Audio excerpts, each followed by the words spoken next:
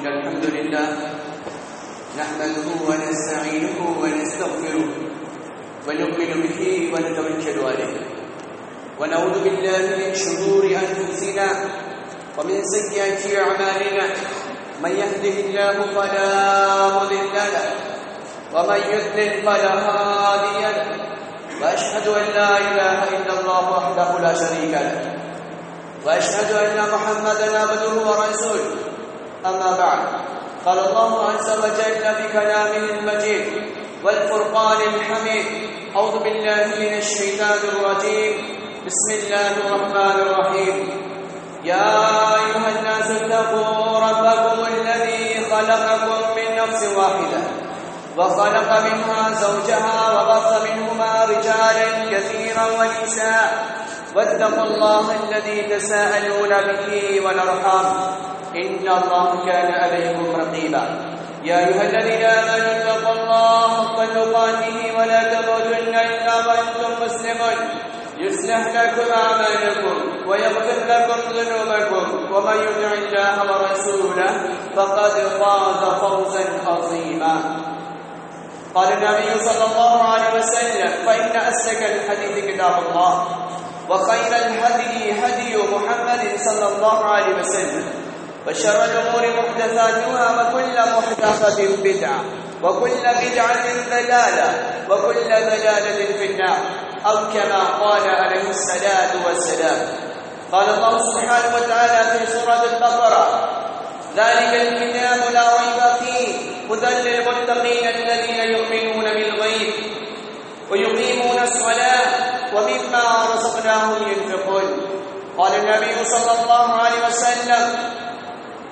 قرة عيني في الصلاة معزز سامعین کرام، حاضرین جمعہ، نوجوانان اسلام، دینی بھائیوں، بزرگوں، عزیز بچوں و حفیظہ خواتین اسلام، ہر قسم کی تعریف و توصیف حمد و ثنا کبریائی و برتری اللہ رب العالمین کی ذات کے لیے مختص ہے جو اس کائنات کا خالق ہے۔ اللہ رب العالمین کی تمجید و تقدیس ہمیں ہمہ وقت کرتے رہنا چاہیے اور اللہ کی تمجید و کبریائی سے اپنی زبان کو ہمیں تر رکھنا چاہیے۔ اللہ رب العالمین کی تمجید و تقدیس کے بعد ساقی کوثر، شافی محشر، امام المتقین، افضل الانبیاء والمرسلین، ختم الرسل جناب محمد رسول اللہ صلی اللہ علیہ وسلم پر درود و سلام ہو، سابقہ تمام کے تمام انبیاء پر درود و سلام ہو۔ سامعین، آج کے خطبے کا عنوان ہے نمازیوں کے لیے بشارت۔ اللہ سبحانہ و تعالیٰ نے قرآن میں اور نبی علیہ السلام کے فرمودات کے ذریعے سے نمازیوں کے لیے بے شمار بشارتیں سنائی ہیں۔ اللہ رب العالمین نے اپنے کلام میں تقریباً 700 مرتبہ نماز کا تذکرہ کیا ہے۔ ضرور اس کے اندر کچھ راز ہے جس کو اجاگر کرنے کے لیے اللہ رب العالمین کو 700 مرتبہ تذکرہ کرنا پڑا، اور نبی مکرم جناب محمد رسول اللہ صلی اللہ علیہ وسلم کو سمائی دنیا پر بلا کر مکہ المکرمہ سے اٹھا کر بیت المقدس پہنچا کر تقریباً 1400 کلومیٹر کی مسافت، اور اس کے بعد وہاں پر جبریل علیہ السلام ایک عظیم فرشتے کے ذریعے سے سمائی دنیا پر پرواز کر کر جہاں آگے بڑھنے کی اجازت حضرت جبریل کو بھی نہ ہو، جبریل نے کہا ہو کہ اے اللہ کے رسول صلی اللہ علیہ وسلم اس سے آگے ہمیں بڑھنے کی اجازت نہیں، اگر میں اس سے آگے جاؤں تو میرے پر جل جائیں۔ اس سے بھی آگے پرواز کر کے اللہ تبارک و تعالیٰ نے اپنے حبیب جناب محمد رسول اللہ صلی اللہ علیہ وسلم کو یہ عظیم تحفہ، نماز کا تحفہ اللہ رب العالمین نے عطا کیا۔ دنیاوی اعتبار سے ہم دیکھیں، اگر کوئی ایم پی، کوئی ایم ایل اے، کوئی رئیس الوزراء، کوئی پرائم منسٹر اگر ہمیں انوائٹ کر دے، کیوں؟ ہماری مہارت میں ہمیں وہ ایک ڈگری عطا کرنا چاہتا ہے، ہمیں ایک سیلڈ دینا چاہتا ہے، ہمیں ایک میڈل سے ہمیں نوازنا چاہتا ہے تو ظاہر سی بات ہے جب ہم اس کی محفل میں ہم پہنچتے ہیں تو ہمارا دل خوشی سے معمور ہو رہا ہوتا ہے اور ہم خوشی محسوس کر رہے ہوتے ہیں. اور ظاہر سی بات ہے جب ہمیں شیلڈ دے دیا جاتا ہے، جب ہمیں وہ تمغہ مل جاتا ہے تو ہم اپنے اہل و عیال میں، اپنے رشتہ داروں میں، اپنے قرب و جوار میں ہم فخر محسوس کرتے ہوئے اسے دکھلاتے پھرتے ہیں. لیکن کبھی ہم نے سوچا ہے اللہ تبارک و تعالیٰ نے یہ عظیم تحفہ جناب محمد رسول اللہ صلی اللہ علیہ وسلم کو عطا کیا، اور اس کے اندر کیا ایسی خوبی ہے جس کو اللہ رب العالمین قرآن میں 700 سے زائد مرتبہ اللہ رب العالمین نے کہا اقیموا الصلاۃ وآتوا الزکاۃ یقیمون الصلاۃ قد افلح من تزکا. اللہ رب العالمین نے جگہ جگہ قرآن میں الگ الگ آیتوں کو الفاظ بدل کے اللہ رب العالمین نے اس کی تاکید کی. اس کی ایک وجہ خاص کیا ہے؟ اس کی وجہ خاص یہ ہے کہ جب مومن بندیاں اسے عملی جامہ پہنائیں تو اللہ رب العالمین کے نزدیک ان کے لیے بشارتیں، ان کے لیے خوشخبریاں ہیں، اور اس کے فائدے دنیا میں بھی دیکھنے کو ملتے ہیں اور آخرت میں تو بے شمار فائدے ہیں ہی. اللہ رب العالمین سورہ البقرہ میں اللہ سبحانہ و تعالیٰ کہہ رہا ہے ذالک الکتاب لا ریب فیہ، یہ قرآن ہے جس کے اندر ذرہ برابر شک و شبہ کی گنجائش نہیں. یہ کلام الہی ہے جس کے اندر ذرہ برابر تبدیل کی گنجائش نہیں. شاعر کہتا ہے حضور حق سے محمد کو یہ کتاب ملی، حضور حق سے محمد کو یہ کتاب ملی جسے قسمت نوع بشر چمک اٹھی. یہی وہ کتاب ہے جس کی کوئی مثال نہیں، یہی وہ کلام ہے جس کو کبھی زوال نہیں. وہی کلام قرآن کریم میں اللہ سبحانہ و تعالیٰ سورہ البقرہ کی آیت نمبر 2 میں اللہ رب العالمین کہہ رہے ہیں ذالک الکتاب لا ریب فیہ، یہ کتاب ہے جس کے اندر شک و شبہ کی گنجائش نہیں. ہدی للمتقین، متقیوں کے لیے ہدایت نامہ ہے. الذین یؤمنون بالغیب، جو لوگ ایمان لاتے ہیں غیب پر، انسین پر، جس چیز کو ان لوگوں نے نہیں دیکھا پھر بھی اللہ سبحانہ و تعالیٰ کے حضور و ایمان کی صداقت کو اپنے سینوں میں بسائے کرتے ہیں. یؤمنون بالغیب، اور آگے اللہ رب العالمین کہہ رہا ہے ویقیمون الصلاۃ، اور نماز قائم کرتے ہیں، وَمِمَّا رَزَقْنَاهُمْ يُنْفِقُونَ، اور جو کچھ اللہ سبحانہ و تعالیٰ نے انہیں رزق عطا کر رکھا ہے، جو کچھ مال و متاع سے اللہ رب العالمین نے نوازا ہے، وہ اللہ کے راہ میں خرچ کرتے ہیں، وہ اللہ کے راہ میں خرچ کرتے ہیں. تو دوسری جگہ اللہ رب العالمین کہہ رہا ہے سورہ اعلیٰ میں قد افلح من تزکا، قد افلح من تزکا. وہ مومن مرد، وہ مومن عورتیں، وہ نوجوان دوشیزائیں کامیاب ہوئے. اور کامیابی کے لیے اللہ رب العالمین نے کیا شرط لگائی؟ اللہ رب العالمین کہہ رہا ہے قد افلح من تزکا، جس نے اپنے نفس کا محاسبہ کیا، جس نے اپنے نفس میں ابھرنے والی شیطانی تمام وسوسوں پہ کنٹرول کیا. تو اللہ کا قرآن کہہ رہا ہے سورہ اعلیٰ آیت نمبر 14 میں اللہ سبحانہ و تعالیٰ کہہ رہا ہے قد افلح من تزکا، کامیاب ہوئے وہ مرد، کامیاب ہوئے وہ عورتیں جس نے اپنے نفس کا محاسبہ کیا. وذکر اسم ربہ فصلی، اور اللہ سبحانہ و تعالیٰ کو یاد کرتے رہے اور نماز پڑھتے رہے. اس سے یہ پتا چلا کہ کامیاب ہونے کے لیے اللہ رب العالمین جسے کامیابی کا سرٹیفکیٹ دینے والا ہے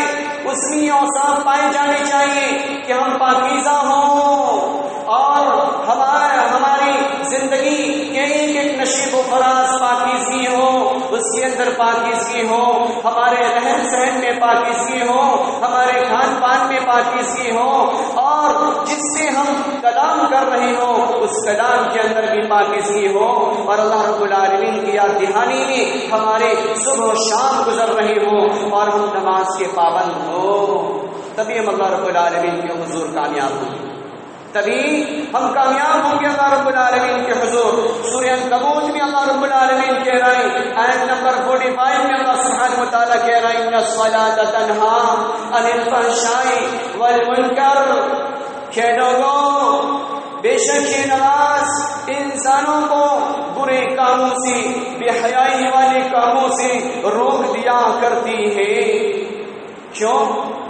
ایسا کیوں کہا جا رہا ہے؟ جب مومن بندہ، جب مومن بندیاں 5 وقت کی نماز کے پابند ہوا کرتی تو ظاہر سی بات ہے ہم نے فجر پڑھا، فجر پڑھنے کے بعد ہم اپنے کام کاج میں مشغول ہوئے، ابھی دل یہ چاہا کہ ایک سنیما ہال کا ٹکٹ ہمارے پاس آ جاتا یا کسی سرکس اور جادوگر کا ٹکٹ ہمارے پاس مل جاتا، کاش کہ میں وہاں پہ چلا جاتا یا چلی جاتی۔ اتنے میں ظہر کی اذان ہو جاتی ہے اور وہ فوراً کہتا نہیں پہلے نماز پڑھ لینا، تو ظاہر سی بات ہے اس کا دماغی سنتولن جو ہے وہ ڈائیورٹ ہو کے اللہ رب العالمین کی یاد کی طرف آ جایا کرتا۔ ایک برائی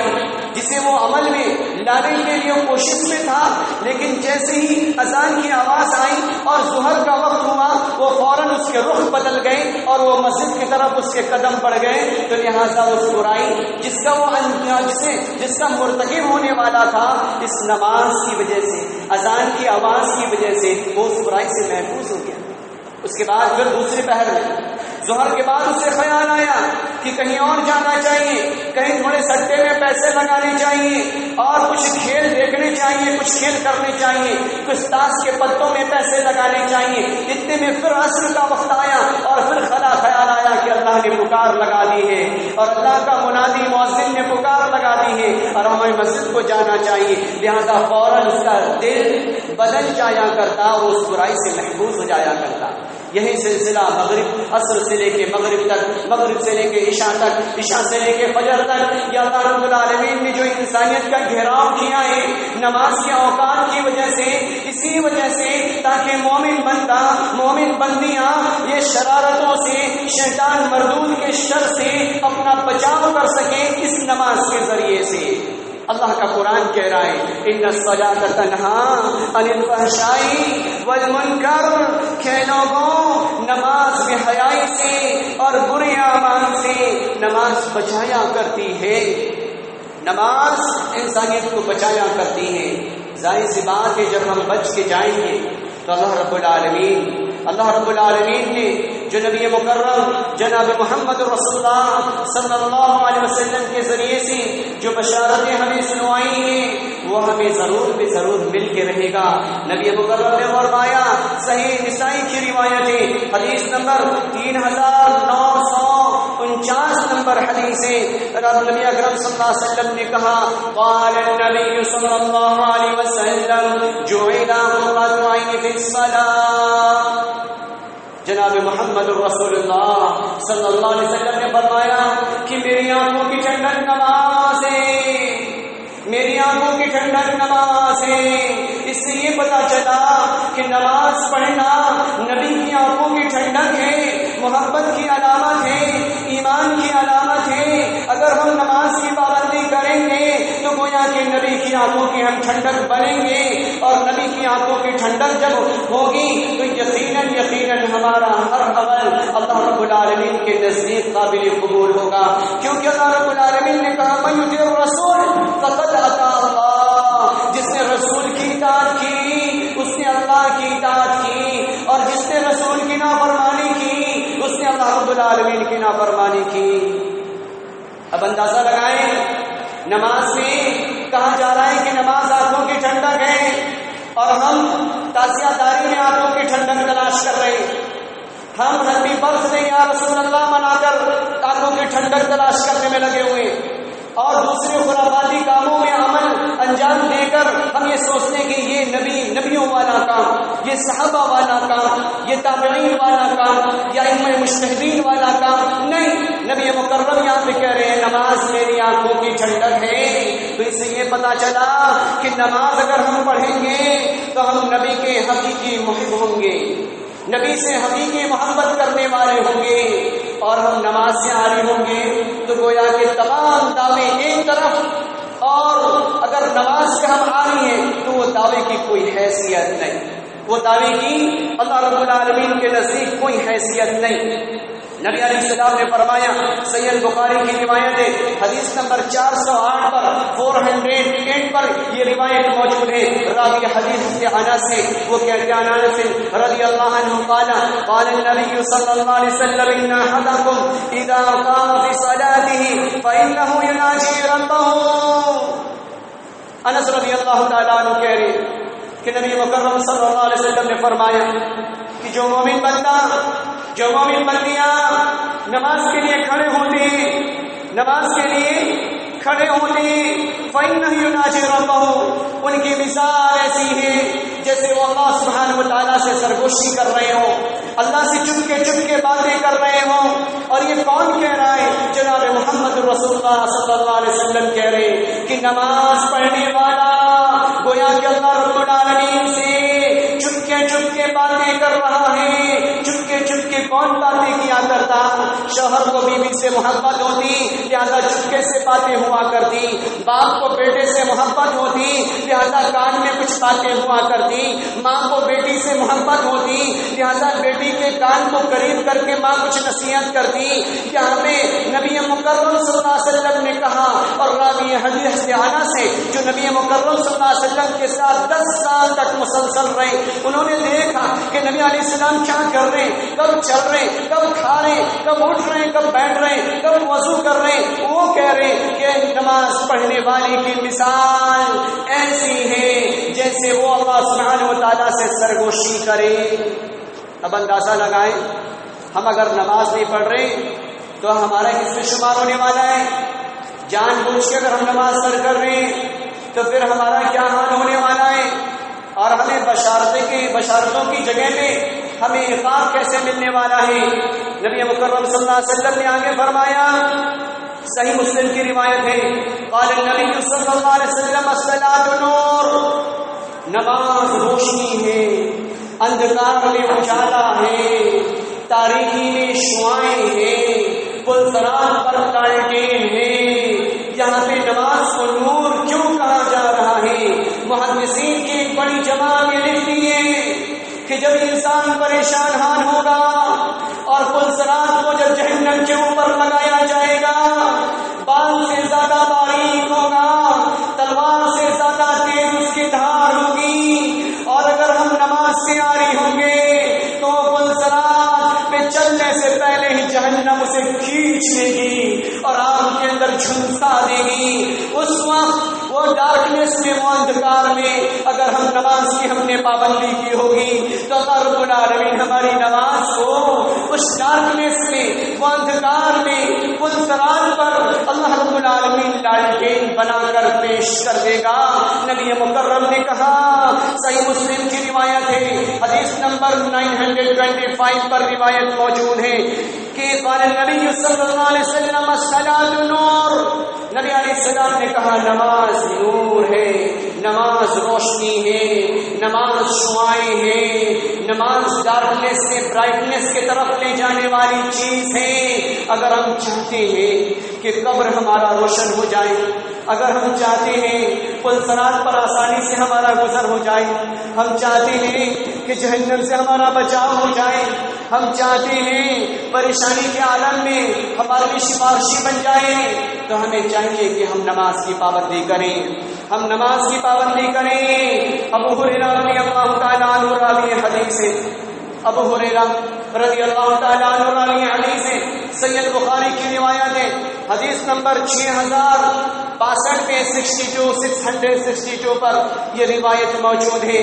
راوی حدیث ابو ہریرہ ہے، عن ابی ہریرہ رضی اللہ عنہ قال قال النبی صلی اللہ علیہ وسلم من غدا الى المسجد، ابو ہریرہ کہتے ہیں کہ نبی مکرم نے فرمایا صلی اللہ علیہ وسلم کہ جس نے صبح کے وقت مسجد کی طرف گیا، جس نے فجر کے وقت میں مسجد کی طرف اپنے قدم بڑھائی، اور راحا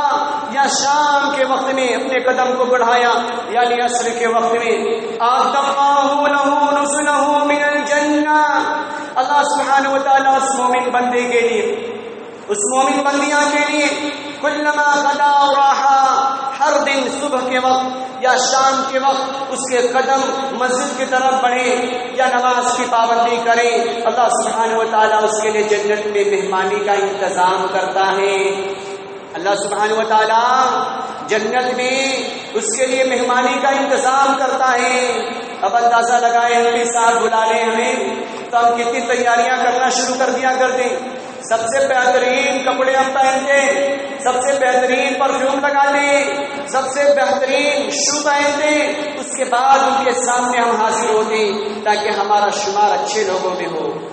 ہمارا شمار اچھے لوگوں میں ہو، پھر ہماری مہمان نوازی کی جاتی ہے۔ یا رب کی مہمان نوازی ہے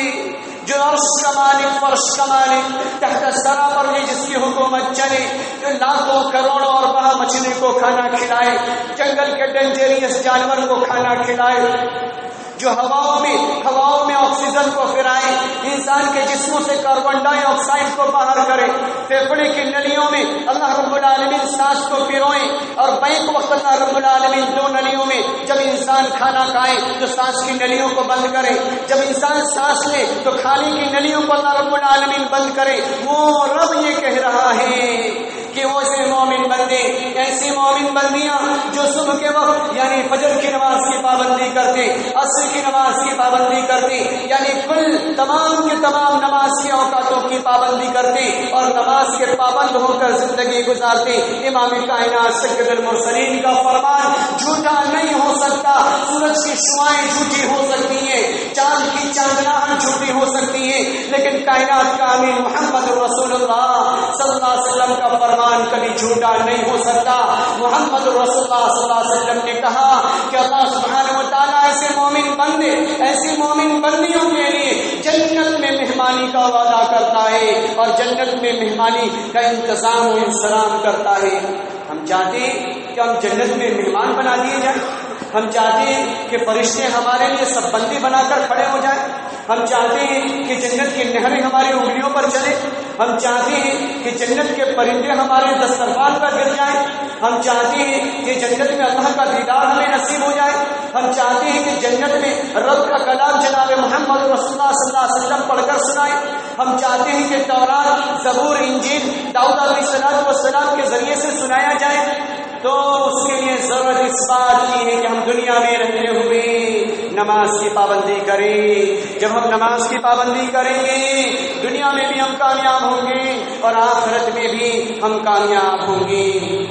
نماز میں جب ہم صحیح کھڑے ہوتے،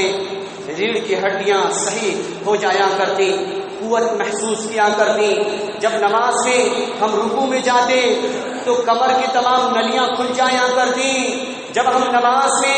نماز میں ہم سجدے کیا کرتے ہیں تو جو ہمارے معدے ہیں وہ صحیح جگہ کھانے کو فٹ کرنا شروع کر دیا کرتے، آسانی سے ہضم ہو جایا کرتے۔ سجدے کی حالت میں آکسیجن اور تیز رفتاری کے ساتھ انسان کے اوپری حصے میں فورس کرنا شروع کر دیا کرتا ہے، سانس کی نلیاں کھل جایا کرتی ہیں، یہ نماز کے فائدے ہیں۔ دماغ کی تمام رگیں کھل جایا کرتی اور تھراپسٹ، یہ ہارورڈ یونیورسٹی کے بڑے بڑے تھراپسٹ اور ریسرچ کرنے والے جو کہ پریئر آف صلاح پہ جو ریسرچ کر رہے ہارورڈ کے اندر، انہوں نے یہ کہا کہ تمام یوگا کی تھیوری ایک طرف، تمام مذاہب کے الگ الگ عبادت کرنے کے انداز اور روش ایک طرف، اور جو یہ امت مسلمہ کو اللہ رب العالمین نے نماز کا تحفہ عطا کیا ہے، یہ سب سے عظیم ورزش ہے اور انسان کے پورے جسموں میں خون کے سپلائی ہونے کا بہترین سسٹم ہے، بہترین ذریعہ ہے، اور جسم کے تمام اعضاء تک آسانی سے لچک پیدا ہو جایا کرتا ہے جب انسان نماز پڑھا کرتا ہے۔ یہ کوئی کون کہہ رہا ہے جو اسلام کا ماننے والا نہیں، جو بیٹھ کر ایک کیمرے میں اپنے لیب پر ریسرچ کر رہا ہے، انسانوں کی جسموں کی ہڈیوں کو اپنے سامنے رکھ کے وہ باک ڈاؤن کرا کے سجدے میں لے جا کر وہ دیکھ رہا ہے کہ انسان کی ہڈیوں کے اندر کیسے کیسے لچک پیدا ہو رہی ہے، وہ تمام لچک اللہ رب العالمین اس نماز کے ذریعے سے ہمیں عطا کر رہا ہے۔ مسند احمد کی روایت ہے، نبی علیہ السلام نے فرمایا فَإِنَّ فِي الصَّلَاةِ شِفَاء، کہ نماز میں شفا ہے۔ نبی مکرم نے فرمایا کہ نماز میں شفا ہے، تو جب نماز ہم پڑھیں گے تو یقیناً ہم چھوٹے بڑی بیماریوں سے ہم محفوظ رہیں گے۔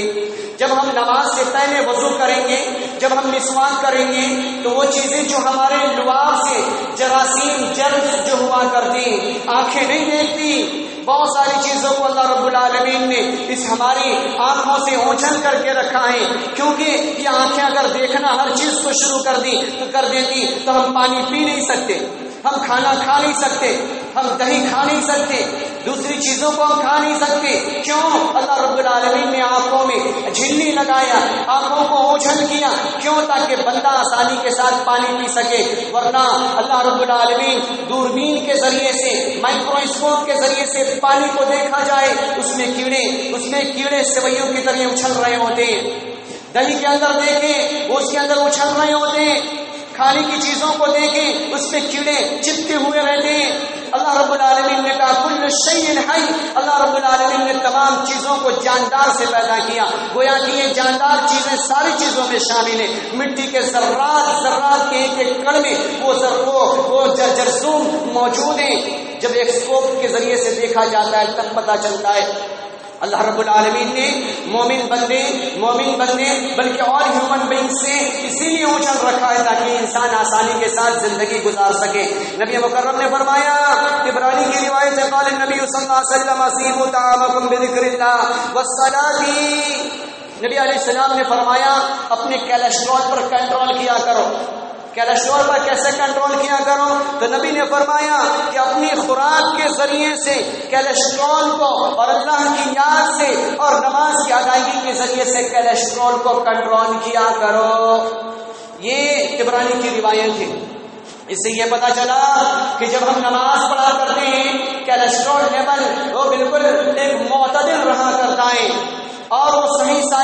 صحیح طریقے سے کام کیا کرتا ہے انسانی جسم کے اعضاء، ورنہ کولیسٹرول کے جب لیول بڑھ جایا کرتی، اٹھنے بیٹھنے میں تکلیف ہو جایا کرتی، ہاتھ اٹھانے میں تکلیف آ جایا کرتی، انسان کے چلنے میں قدموں میں لڑکھڑاہٹ پیدا ہو جاتی۔ جب نماز مومن بندہ پڑھا کرتا ہے، جب نماز مومن بندیاں پڑھا کرتی ہیں تو اللہ رب العالمین دین کے ساتھ ساتھ دنیا کے لیے بے شمار فوائد کو اللہ رب العالمین نے بیان کیا ہے۔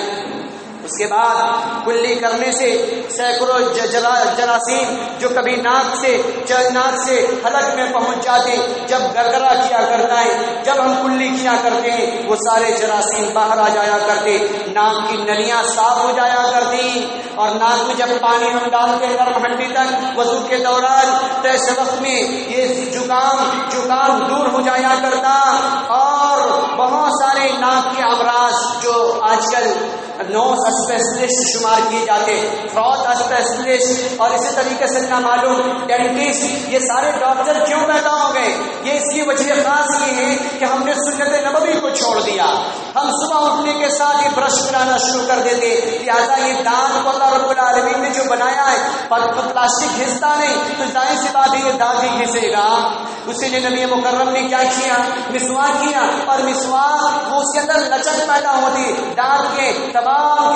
خلاؤں میں وہ مسواک چلا جایا کرتا اور تمام غلاظت کو باہر نکال دیا کرتا، دانت مضبوط ہو جایا کرتا۔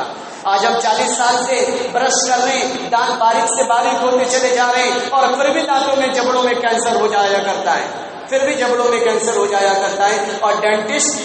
معاشرے میں پیدا ہو جایا کرتے، ہر 10 قدم پہ شہروں میں ڈینٹسٹ مل جایا کرتے۔ کیوں؟ کیونکہ ہم نے سنت کو چھوڑ دیا، کیونکہ ہم نماز پڑھتے نہیں، وضو کرنے کی ضرورت پڑتی نہیں، لہٰذا یہ تکلیف ہم سے چمٹتی چلی جاتی ہے۔ جب انسان مسح کرتا ہے تو اس کے دماغ صحیح رہا کرتے ہیں، ڈپریشن کا شکار ایسا انسان نہیں ہوا کرتا، بے سکون بے چینی دور ہو جایا کرتی ہے، اور دماغ میں جو اٹھنے والے خشکی جو خشک ہو جایا کرتے، اس کی وجہ سے برین ٹیومر بعض مرتبہ ہو جایا کرتے۔ جب انسان وضو کرتا ہے، جب سر کا مسح کرتا ہے تو برین ٹیومر جیسے مہلک امراض سے بھی انسان محفوظ ہو جایا کرتا ہے، بلڈ پریشر کا لیول کنٹرول ہو جایا کرتا، جسم کے اندر گرماہٹ پیدا ہو جائے، خون کی سنچار کی رفتاری کے ساتھ انسان کو بالکل گرم کر کے جھنجھوڑنے پر مجبور ہو جائے۔ ایسے وقت میں جب مومن بندہ وضو کیا کرتا ہے تو اس کا لیول فوراً نیچے آ جایا کرتا ہے، کنٹرول ہو جایا کرتا ہے۔